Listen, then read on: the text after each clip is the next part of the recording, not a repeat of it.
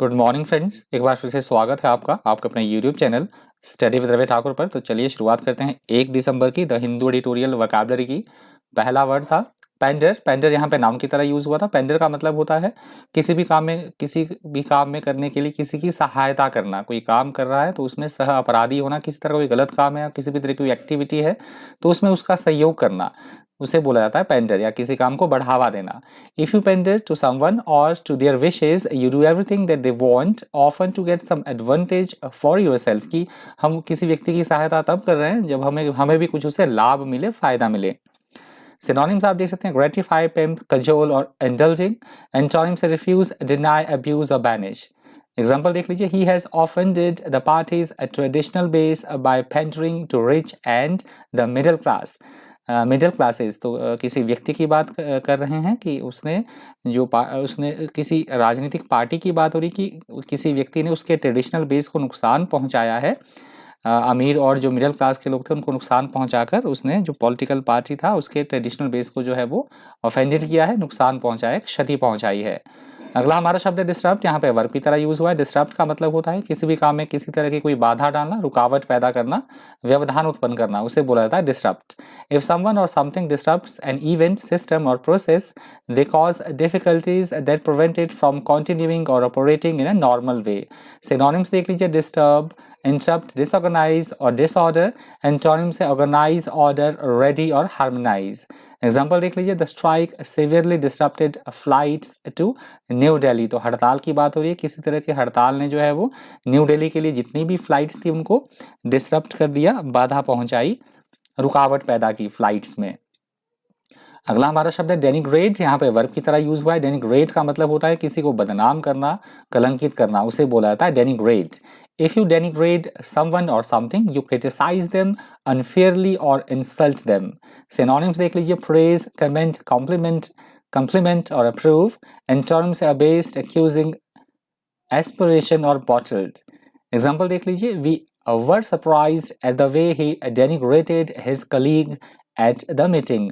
तो किसी व्यक्ति की बात हो रही है कि हम बिल्कुल से परेशान, मतलब बिल्कुल से हम आश्चर्यचकित थे, हैरान थे कि उसने अपने कलीग की जो है मीटिंग में किस तरह से बेइज्जती की, किस तरह से उसको बदनाम किया, कलंकित किया। इस बात को लेकर हम बिल्कुल से आश्चर्यचकित थे, हैरान थे। अगला हमारा शब्द है वॉसिफरस। वॉसिफरस यहाँ पे एडजेक्टिव की तरह यूज हुआ है। वॉसिफरस का मतलब होता है अपनी भावनाओं को, अपने विचारों को बहुत ही जोरदार तरीके से व्यक्त करना, गंभीर तरीके से व्यक्त करना। That is called vociferous। expressing your opinions or feelings in a loud and confident way। synonyms देख लीजिए, clamorous, strident, rowdy और vehement। antonyms है quiet, diffident, gentle और demure। एग्जाम्पल देख लीजिए, he vociferously opposed the state of emergency imposed by the government। किसी व्यक्ति की बात हो रही है कि गवर्नमेंट ने किसी तरह की जो इमरजेंसी इम्पोज की है उसने उसका बड़े ही कड़े शब्दों में जोरदार तरीके से उसका विरोध किया, अपोज किया उसको। अगला हमारा शब्द है रेन इन। रेन इन यहाँ पे फ्रेज की तरह यूज हुआ है। रेन इन का मतलब होता है किसी भी चीज को रोकना, नियंत्रित करना, अपने कंट्रोल में करना, नियंत्रित करना। That is called rein in. ये फ्रेज की तरह यहाँ पे यूज हुआ है। To rein in something means to control it. Synonyms देख लीजिए, हार्नेस, कर्ब, चेक और कंट्रोल। एंटोनिम्स है keep up, make a fuss, give way to. Example देख लीजिए, many people have begun looking for long term ways to rein in spending. काफी सारे example में मैंने बात कही है, काफी सारे जो लोग हैं वो काफ़ी, मतलब ये देखना शुरू हो गए हम किस तरह से अपने खर्चों को जो है वो बिल्कुल से लॉन्ग टर्म में वो ये देखना शुरू कर दिया है उन्होंने कि वो अपने खर्चों पे, अपनी स्पेंडिंग्स पे जो है किस तरह नियंत्रित कर सकते हैं, उसे किस तरह उस पर रोक लगा सकते हैं। अगला हमारा शब्द है रेमिनिसेंट। यहाँ पे एडजेक्टिव की तरह यूज हुआ है। इंपॉर्टेंट ये वर्ड है। रेमिनिसेंट का मतलब होता है हम किसी चीज़ से किसी चीज़ को रिलेट कर रहे हैं और पुरानी बातें हम याद कर रहे हैं, याद दिलाने वाली कोई चीज़, स्मरणशील कोई चीज़, उसे बोला जाएगा reminiscent. If you say that one thing is reminiscent of another, you mean that is reminds you of it. Synonyms देख लीजिए, अल्यूसिव, रिमाइंडफुल, सजेस्टिव और मेमोराइज्ड। एंटोनिम्स है फॉरगेटफुल, फेंट, इंसिपिड और अनरेमिनिसेंट। एग्जाम्पल देख लीजिए, his suit was reminiscent of an old army uniform. तो उसका जो एक किसी व्यक्ति के सूट की बात करें, पहनावे की बात हो रही है कि उसका जो पहनावा है वो पुरानी एक ओल्ड आर्मी यूनिफॉर्म की जो है वो याद दिला रहा है। अगला हमारा शब्द है कंजर्वेटिव। यहाँ पे एडजेक्टिव की तरह यूज हुआ है। कंजर्वेटिव का मतलब होता है रूढ़िवादी होना, पुराने विचारों का होना, पारंपरिक होना, उसे बोला जाता है कंजर्वेटिव, मतलब परिवर्तन के विरोधी होना। समवन हु इज कंजर्वेटिव और less conservative ideas is unwilling to accept changes and new ideas. Synonyms देख लीजिए, traditionalist, conventional, orthodox, cautious. Antonyms are liberal, progressive, radical और revolutionary. Example देख लीजिए, people tend to be more liberal when they are young and more conservative as they get older. तो व्यक्ति का ही हम जो हम लोगों का ही मैंने एग्जांपल दिया है कि ह्यूमन बीइंग का ये नेचर होता है कि जब वो यंग एज में होते हैं तो लिबरल होते हैं, और जैसे जैसे हम बूढ़े होते जाते हैं वैसे वैसे हम कंजर्वेटिव हो जाते हैं, परिवर्तन के विरोधी होते जाते हैं। अगला हमारा शब्द है रिसरेक्टेड। यहाँ पे वर्ब की तरह यूज हुआ है। रिसरेक्टेड का मतलब होता है किसी भी चीज को दोबारा शुरू करना, पुनर्जीवित करना, नई जान डाल देना किसी चीज में, that is called resurrected. To bring back something that has not been used और has not existed for a long time. Synonyms देख लीजिए, रिवाइव्ड, रेज, रिस्टोर और रिन्यूड। एंटोनिम्स है सुसाइड, किल, डिस्ट्रॉय और डिमिनिश। एग्जांपल देख लीजिए, IAF का मतलब होता है Indian air force. Indian Air Force resurrected a vintage Golden Arrow Squadron to fly Rafale jets। तो राफेल जेट्स के उड़ाने की बात हो रही है कि जो इंडियन एयर फोर्स है उसने बिल्कुल से दोबारा शुरू किया है गोल्डन जो एरोज, इस तरह से कोई उसका कोई एक मिशन का नाम होगा, इस तरह स्क्वाड्रन का कोई नाम होगा, तो उसे उड़ाने के लिए ये गोल्डन एरोज नाम करके स्क्वाड्रन उसको दोबारा से अनुमति दे दी है राफेल जेट्स को ऑपरेट करने के लिए। अगला हमारा शब्द है प्लेकेटिंग। प्लेकेटिंग यहाँ पे वर्ब की तरह यूज हुआ है। प्लेकेटिंग का मतलब होता है किसी को बहुत ज़्यादा क्रोध में है, गुस्से में है, तो उसको शांत करना, उसको एसुएज करना, उसको बोला जाता है प्लेकेटिंग। यहाँ पे वर्ब की तरह यूज हुआ है प्लेकेटिंग।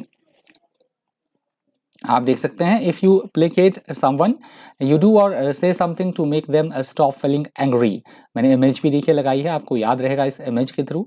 सिनोनिम्स आप देख सकते हैं, अपीजिंग, सूथिंग, एसुएजिंग और काम। एंटोनिम्स है एक्टिवेटिंग, एजिटेटिंग और अराउजिंग। एग्जाम्पल देख लीजिए, he smiled and made a gesture intended to placate me, कि मुझे शांत करने के लिए किसी व्यक्ति की बात हो रही कि उसने स्माइल किया और एक स्माइल का थोड़ा गेस्चर किया मुझे शांत करने के लिए। मुझे सपोज कर मुझे बहुत गुस्सा आ रहा किसी बात को लेकर, तो किसी व्यक्ति ने थोड़ा सा स्माइल किया, इस तरह गेस्चर दिया मुझे शांत करने के लिए। अगला हमारा शब्द है चाउनिज्म। यहाँ पे नाउन की तरह यूज हुआ है। चाउनिज्म का मतलब होता है अपनी ही मतलब देश को, राष्ट्र को, धर्म या जाति को सर्वोच्च समझना, मतलब दूसरे को उसके बनिस्बत उसकी तुलना में तुच्छ समझना, दैट इज कॉल्ड चाउनिज्म। ऐसा व्यक्ति को या ऐसी किसी बात को इस स्थिति में लाया जाएगा, चाउनिज्म उसको बोला जाएगा।